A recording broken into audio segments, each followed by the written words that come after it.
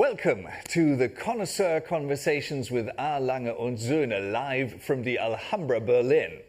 My name is Naughton, and I have the honor to host the upcoming 30 minutes where we will be focusing on finishing. No matter how small a component of a movement or a dial might be, each part must comply with rigorous artisanal and aesthetic standards. But how many different types of finishing can there be? Which skills are needed? Where does finishing start and where does it end? And how do watch collectors think about it? This conversation shall try to answer questions like these, and I have the honor to welcome the Director Product Development from a.lange Söhne, Anthony de Haas, live here in the studio. Hi, Carl. Hi, guys. Great to have you here. And connected to us via video call, I welcome the editor-in-chief of Houdinki.com, Jack Forster, and the independent writer and editor as a regular contributor to Forbes.com, Rob Report, and Watch Your Time, amongst others, Laurie Kahle. Welcome. It's a great pleasure having you here in this remote conversation. Great to be here, gentlemen. Thank you. Hello, Laurie. Thanks for having me. Hey. Hello there. So we're talking about finishing, and I have a watchmaker sitting here. Do you remember the first time you did finishing? Okay, that was a yes or no question, and here comes the content question. What was it like? I remember. Yeah, okay, but serious finishing, yes. I think when I started at Renown Puppy, actually, okay. when I think it was in the 90s, late 90s. There I got the first time in contact with serious finishing, like stuff like black polish and things, and that was quite cool. It was a cool experience. That's a different world, but that was also, we were very overwhelmed. I was very proud that I was able to work there with a very selected group of high-skilled watchmakers, and I never thought I would be able to work there, but it happened there, and I worked a couple of years there, and I made beautiful pieces, but it was crazy, like black polishing. You learn the theoretics in watchmaking school, and then they said to me in the 80s, you don't need to know that because that happened a long time ago. Right. And today that type of finish is way too expensive. So they don't do that anymore. Okay. And then we asked the teacher, yeah, but can you show us as of interest? No, but he probably didn't know. And later I've learned, working in Renown Puppy, that the years the 80s and the 90s, when the mechanical watches came back a little bit, there was a lot of trial and error and research to be done. How did these guys did that? How did these watchmakers did that 100 or 50 or 70 years ago? Because it was a lot of things were lost. So we tried awful long, but with things and black polishing is also a secret thing. Each watchmaker has a little secret how to do and things, and it sounds a little very elaborate. But I think it's more a technique everybody has. Everyone has, yeah. Right. So, Mr. Forster, when you started becoming interested in watches, did you instantly go for the movement, or was it rather the casing or the construction of the dial? What was it that caught your interest or lit the flame, so to speak, of your enthusiasm for watches? You know, I think it was a little bit of all of those things. When I first got interested in watches, it was partly from discovering, just broken old pocket watches at the flea markets here in New York. And I remember opening up the back of one, this is a million years ago when dinosaurs ruled the earth. And looking at this beautiful little machine, and I wondered to myself, with this, thing that goes back and forth, and I wondered to myself, how in the world does this keep time? Because when I started wearing watches back in the 1960s, 1970s, quartz watches were becoming ubiquitous, and you didn't really see these beautiful machines. Right. So I think it started out, for me, with just wondering how the problem of precision timekeeping was tackled, really in the last 500 years since the beginning of watchmaking in Europe. And then, of course, you start to notice other things. You start to notice how beautifully the dials can be made and how beautifully the movements can be constructed, how beautifully they can be finished. And it's just, they're the thing I love about writing about watches, honestly, is that they're endlessly fascinating on so many different levels. So yeah, I know that that's not a terribly specific answer, but so that sort of sums it up. Well, we still have 24 minutes, so I can always drill down and come back to it. But before we dive deeper into it with you, I'd like to welcome Ms. Kahle to this conversation as well. As you started your own magazine since 2018. You write for Barron's, so you really have a lot of coverage and a lot of articles coming out. When you got into watches. I mean, there's an interview that says it was a Cartier that was given to you, I guess, by your parents or something. Was that the starting point? Yeah. And from there on, you built your knowledge and your collection? Well, I was fortunate. My mother was always interested in watches and would give gifts like a Cartier, the Cartier tank that I received for high school. Right. And so it's fun. I see that making a comeback right now. And I have a number of pieces from her, but I learned to appreciate them later when I started covering watches around 2000.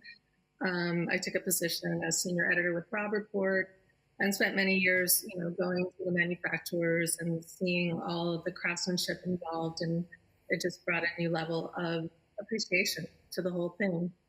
So I try to bring that to my freelancing. I write for Barron's, as you mentioned, Aficionado, Departures International, and I recently started working for Jack Sallow, Houdinki, which has been a lot of fun.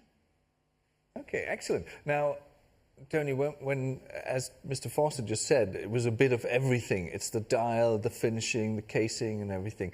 But at a.lange Söhne, finishing is a very important step. How would you define finishing? What is finishing? What does it mean when a.lange Söhne approaches this topic? The first words which come in my mind, I tried to give you a short answer, is to celebrating the art of watchmaking. That is, It sounds a bit like blah, blah, blah, and roses and things and stuff, but it is a bit of celebrating what we do. And what is maybe so fascinating, there are so many traditional elements we still keep as our great-grandfathers did at Lange Söhne, at least. And that's the thing. And at the same time, give it a kind of modernity. If you look at the Lange 1 design, Lange 1 Perpetual is a highly modern way of doing a perpetual calendar.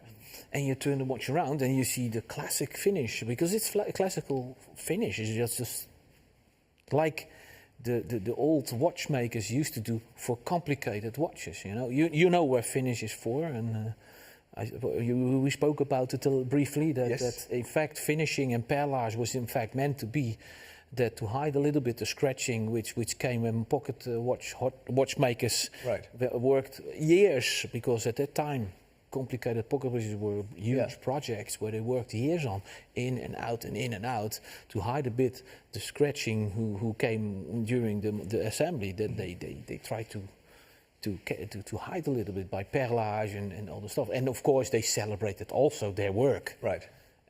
But that is there, in that point of view, we didn't change a thing, and it doesn't change the performance of the watch. Right. But that's not important. That's another thing. Yeah. So since you mentioned that there is so much that you do with a movement in order to create the finish that is specific or expected maybe from an a.lange Söhne timepiece. Mr. Forster, I think if I got this right off the internet, you wrote something like, movement finishing is a complicated thing to evaluate for a lot of reasons. Could you just supply us with a couple why you think it's difficult to evaluate?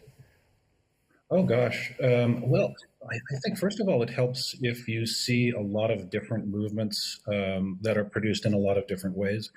So, you have movements that are produced almost purely industrially, which are not particularly touched by human hands and don't benefit from really any kind of decoration at all.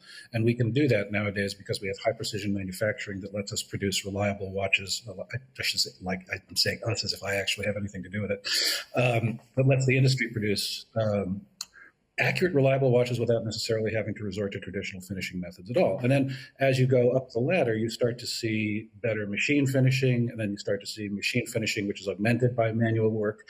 And then you get to the level of, you keep going up and up and up, and you get to the level of a company like a.lange Söhne, which does a tremendous amount of almost entirely manual movement finishing. And because you need to look at so many different kinds of movements, and because you have to understand how the decoration is applied.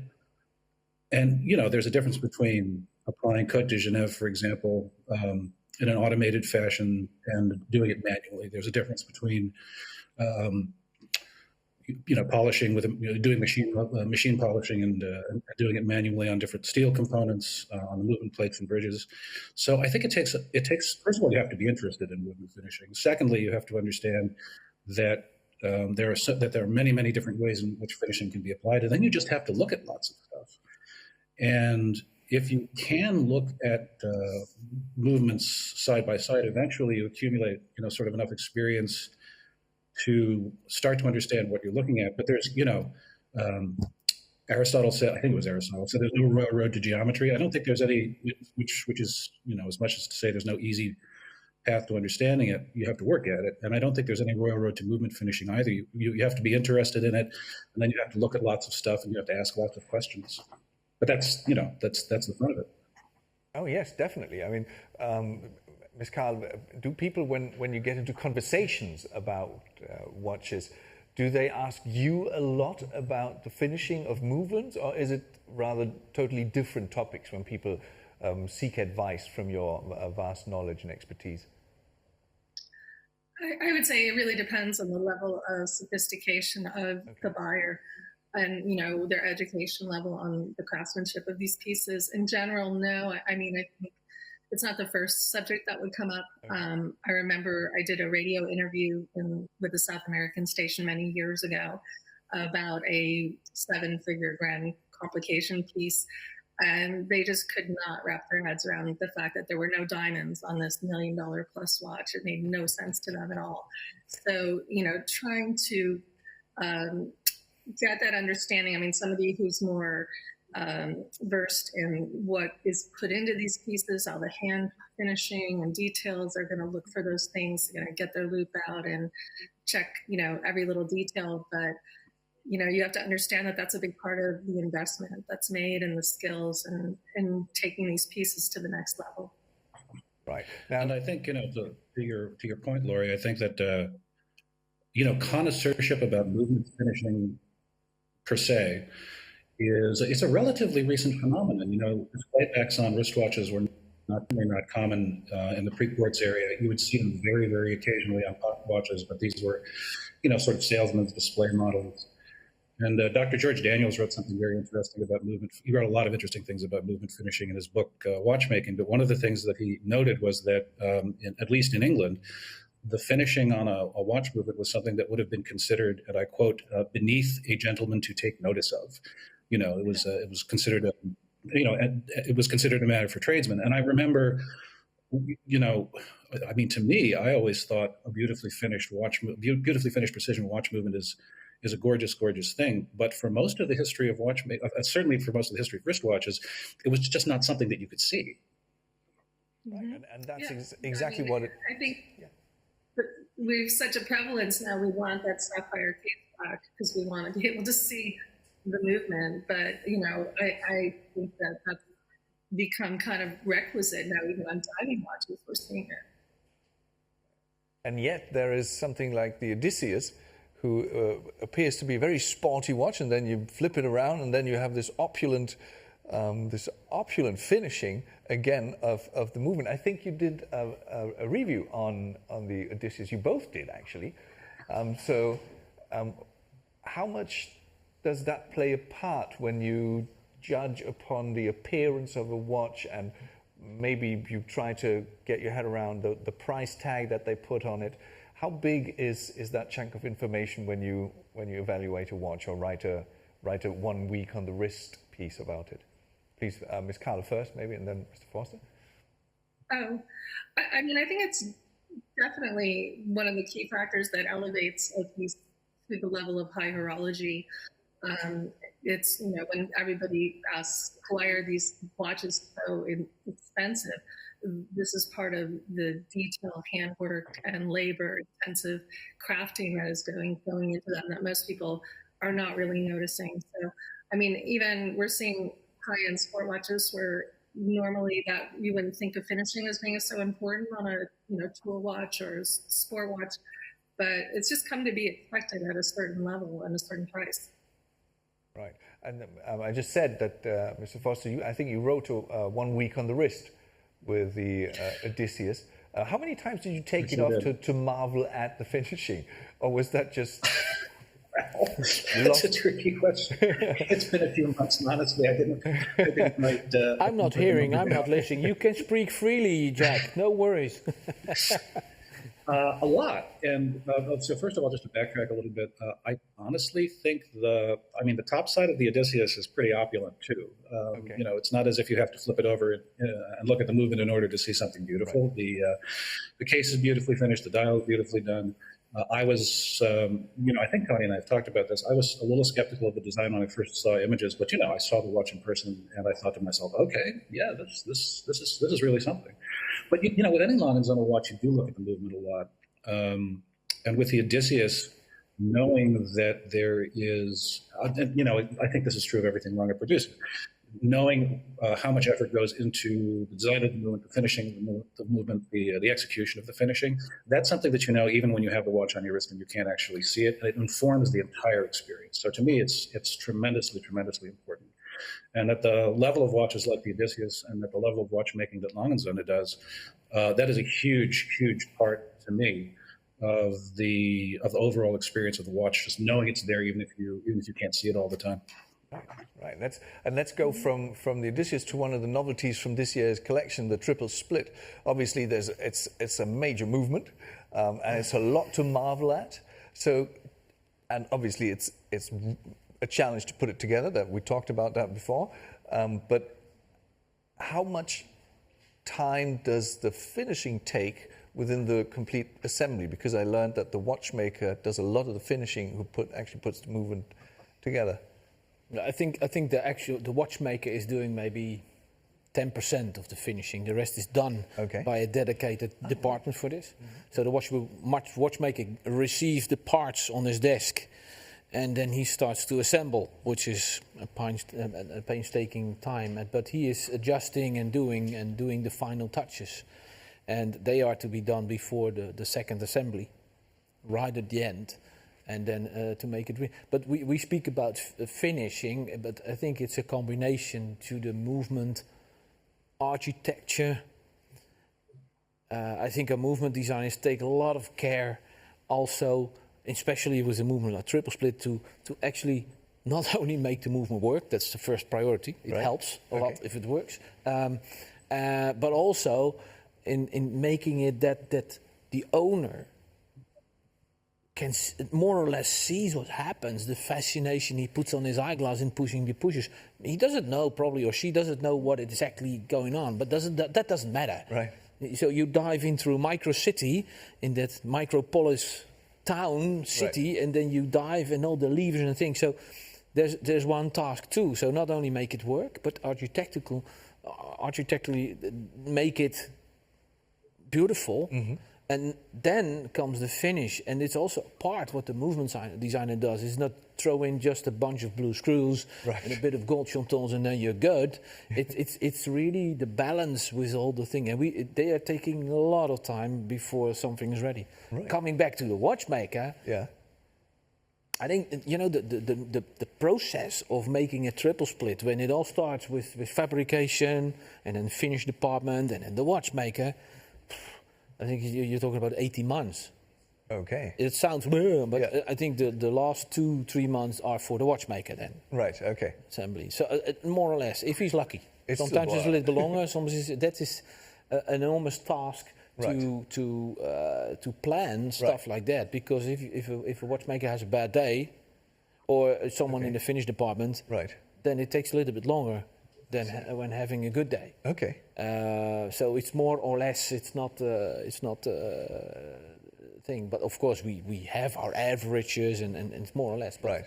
it must be good, no compromise. Okay, no compromise. We're not compromising on quality either, because sorry, go ahead, Jack. Jack, No, it's okay. I was looking at that close-up image that was up just a moment ago of the movement of the triple split, and I was looking at one of the screws. And there are multiple finishing operations that go into just a single screw, right? I mean, you have to polish the slot, bottom of the slot, sides of the slot. You have to bevel the edges of the slot. You have to polish those. You have to polish the top of the screw. You have to polish the flanks of the screw.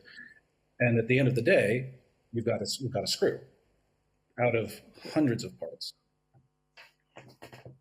so only to make a screw, Right, to finish a screw. right, right. And as But that's it's like 6 different operations for one out of half a thousand parts. right. So this is what you get when you have very knowledgeable people. Laurie, yes, please.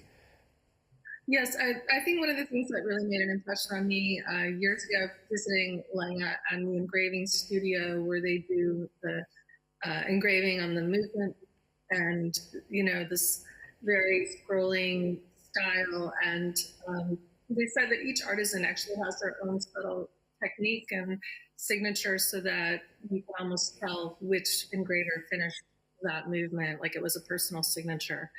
And I thought that was incredible. Is that really so? They all do the same thing, but Yes. they do it slightly differently? Yes, in fact, the balance cock has its hand engravement. Yeah. And we have 6 engravers, Right. and each of them they make a flourish pattern, but each 6 of them have a different interpretation of that flourish pattern, and that's also allowed. Right. And they don't. It makes, in fact, we do not make huge words, but in fact, every Lange is a unique piece because there's no piece is the same. No piece is the same. Right. That's quite interesting. Yeah, which is what happens when you put. I think one of the most entertaining experiences that you can have as a watch journalist is one of the workshops that Lange does, where you're invited to try hand engraving a balance cock yourself, and it's just like, the ritual humiliation of an arrogant watch journalist, because it's really hard. It's a lot harder to do than you would think, just from the whole essence of high craftsmanship is to make difficult things look easy, right? But it's really, really difficult. Sorry, you were laughing. Did you give it a go as well? Did you just watch it? I did it. Oh my God. I think we both have, right, Laurie? I can tell you guys, I'm a watchmaker. There are no words. There are no words for how bad my balance cock came out. I'm a watchmaker, but I can't engrave. Okay. No, I have more of a kind of a Fingerspitzengefühl, Yeah. but not for that. Okay. But the fun thing is, if we have guests coming to the manufactory with their Lange watch, wearing their Lange watch, Yeah. and if they enter the engraving department, we mostly ask, can I have your watch? And then we give it to an engraver, and they can exactly tell you who did that watch. Now that is cool. That's really- That is a very, sometimes even an emotional moment for people. Right. You did my watch. So it's like it is, yeah. Right. Friendship for life. Almost. It's a cool experience, actually. Yeah. For us, it's a daily business, but it's Right. nice to have a nice daily business, to be honest. Yeah, and to make people happy on a Yes. daily Yeah. base. Yeah, absolutely. We're trying to make people happy on the internet as well, because what we have, and Ms. Kahle and Mr. Forster might not even be aware that we have a Q&A function. And sometimes people just use that and throw in the odd question, and there's a couple of them are really do really lend themselves to this discussion. And the one is it true that the Geneva stripes were actually invented to keep any eventual dust in one place in the movement? Well, as a part outsider, think that's interesting, because you, for example, explained that a lot of finishing was there to cover up things that were happening during the watch assembly. So there's a meaning to it. It's not only decoration. And since I'm pretty sure that you know the answers, and obviously I want to give the guests the possibility to answer questions like these as well. Is any of you in the know for this? I mean, I've been wondering what the origin is of Geneva stripes for years, and depending on who you ask, you hear different stories. I remember asking somebody who's been in watchmaking his entire professional life and who should know, what's the origin of Geneva stripes? Where did they come from? And he said, well, I'm actually not sure. But one story I've heard is that Geneva stripes were developed as a way of finishing movements when the movement engravers in Geneva went on strike. I have no idea if that's true, and I think that there are probably different explanations depending on who you ask. But that's one of the legends I've heard about the origin of Geneva stripes. Okay, and judging by the facial expressions from Miss Kahle, she has a different story. No, I wouldn't. I would agree that there's a lot of, depending on who you ask, you have different answers. I'm just amused with the thought of the people in Geneva the watchmakers going on strike. Okay, so what about you? I mean, you've obviously been around the odd. Now, to be honest, I don't know how it is with Geneva stripes. Right. Maybe it is for Geneva stripes, but not for the glashütte stripes. Ah. Okay. It is interesting. Eventual dust in one place sounds interesting, but a watchmaker's task is to keep dust away. Yeah. Out of a watch, especially today in the pocket watches. That was a different Okay. because they were not waterproof. But to keep no, I don't see. I can't. It's new for me. The story. Okay. It's a great story, actually. Yeah, well, we'll keep it. It's. I don't know how the Genevan guys do that, but we don't do that. Okay. So we'll add it to the batch of legends. But there's one more which is interesting, and we all spoke about it. So it's always implicit that it takes time, and it is part of expensive watches. So finishing is time consuming. How does this affect the price of a watch? For a huge part. Okay. Of course, but it's man hours. You talk about man hours. Right. That's huge. Okay. And even, I think the financial guy will become very nervous when he goes through our manufactory because he says, yeah, but these parts the client never sees. It's under the dial. Yeah. It's only for the watchmaker, who is a qualified watchmaker. Right. Who is qualified to be able to repair Lange Söhne watches. Right. What do you finish? Take it away. No, out of the question. Out of the question. And yet there are bits and pieces that you do finishing on, and you can't even see them if you have a glass bottom. Yes. All the pieces are finished. I was going to say, All the pieces of the movement. Yes, Laurie? I'm sorry. I was going to say there's an old saying about character, and character is what you do when nobody's looking. And I think that you can't get more authentic character than polishing and finishing pieces no one's ever going to see. Right. Talking about which, Mr. Forster, do you have a specific finish that you like more than others? Is there anything that amazes you the most, maybe out of technical expertise or the way that the light plays with the pelage, for example, or anything? Is there a favorite that you have? I don't know. I mean, it's rather like asking if you have a favorite color in fine art. Okay. It's really, I mean, to me, it's how everything kind of works together. And, I've tried to do a few fine finishing techniques during visits to watch factories. And, of course, one is uniformly terrible at all of them, when you first try.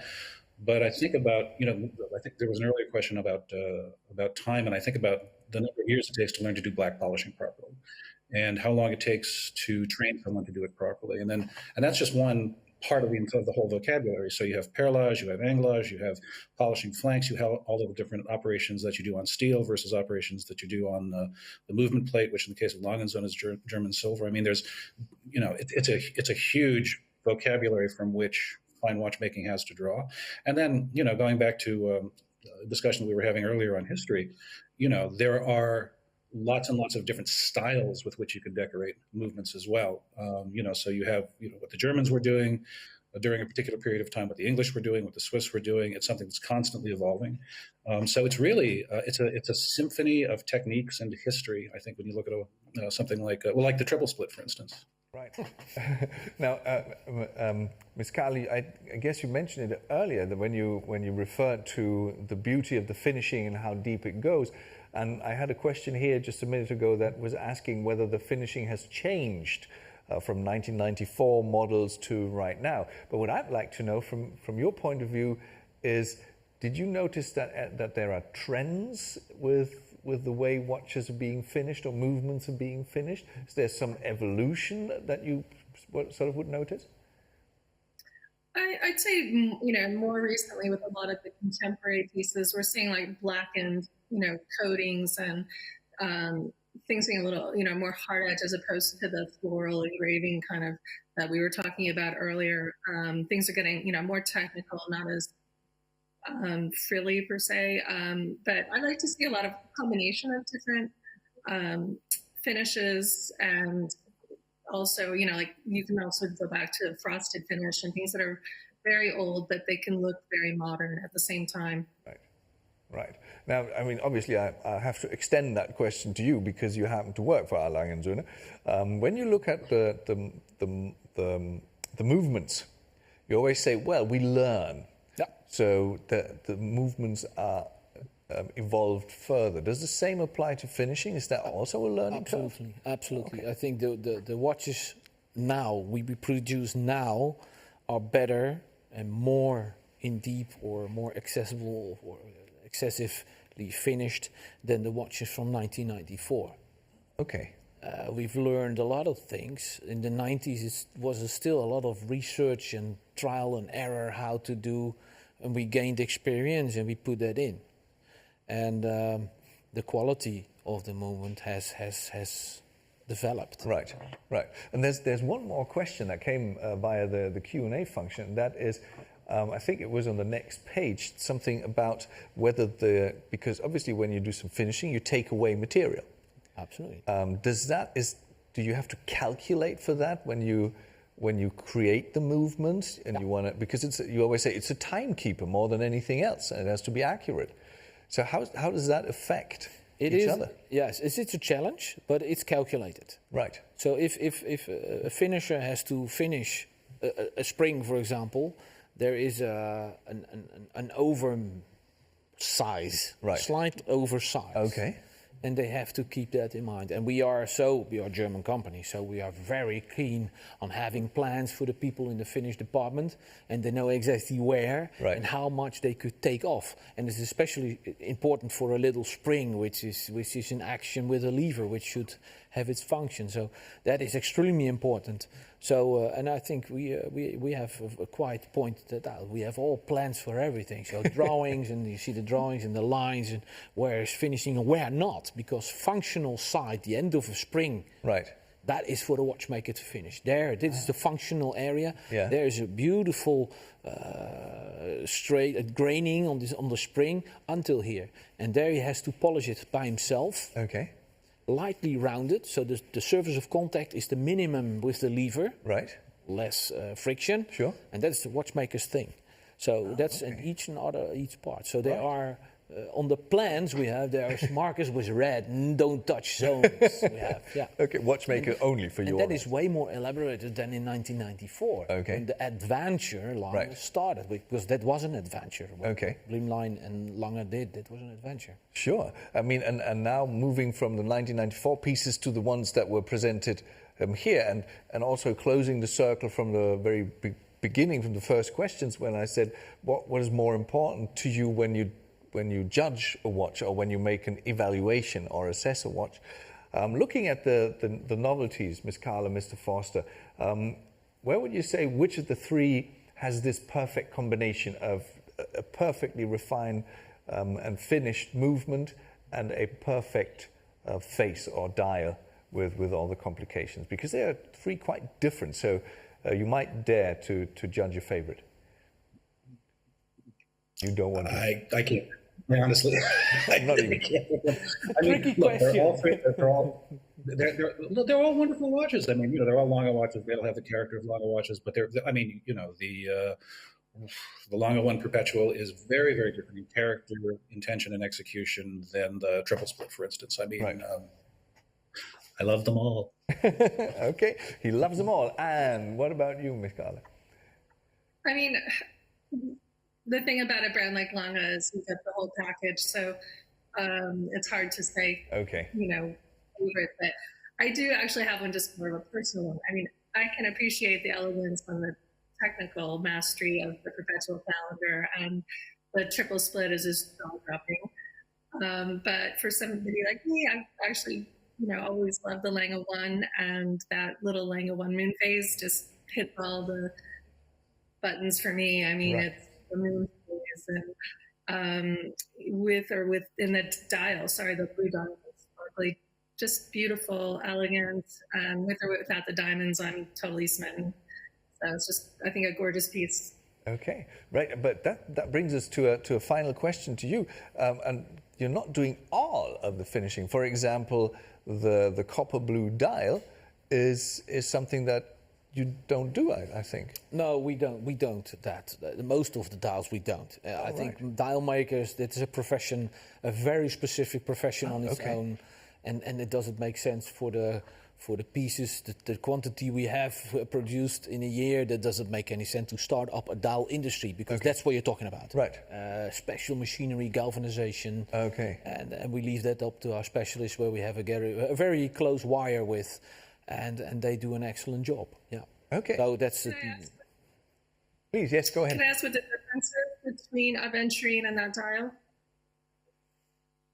Aventurine is a natural mineral, and this is glass. This is not aventurine. This is copper blue, and it's glass with thousands of little particles of copper, and they melt it like a carrot. And when it's cooled down, it looks like a carrot, and then it's sliced, and then it's polished. And in the Saxonia thin, the first watch we equipped with this technique, it was just one plain plate fixed on a solid silver dial, and the little Lange one is a bit more complex. It's really a three-piece dial. So you have the main dial with the Lange Söhne printing and the Doppelfeder house and the whole stuff, and then you have the hour-minute dial, which is separately integrated because it's slightly lower. And even lower and smaller is the small second-hand dial with the cut out of the moon. And these three levels are also fixed on a solid silver plate. Right. Beautiful. And Absolutely. no dial is the same. Again. It's no dial is the same, Okay. because each is slightly different, with the sparkling and the glimmering and the glittering. Blah, blah, blah. No movement is the same, no two dials are the same. This is real Handwerkskunst, as they say. And I did enough of my Mouthkunst because actually we ran out of time. And that is something very horrible to say at Watches and Wonders 2021, to not have the time to speak about watches anymore. But it might be testament to the fact that there was so much information and passion to share, which is why I say thank you very much to Laurie Kahle and Jack Forster over in the US, and of course to you once again for joining me here in the studio. It was great speaking with you and learning again from you, and sharing some myths about Geneva, but also it was great to have you here and be so open and frank about what you really do, what nobody sees at Glashütte. There's nothing to hide. Well. Except... We'll talk about that a little later. For now, I say thank you very much one more time to also the guests on the internet who typed in the questions. Have a great time.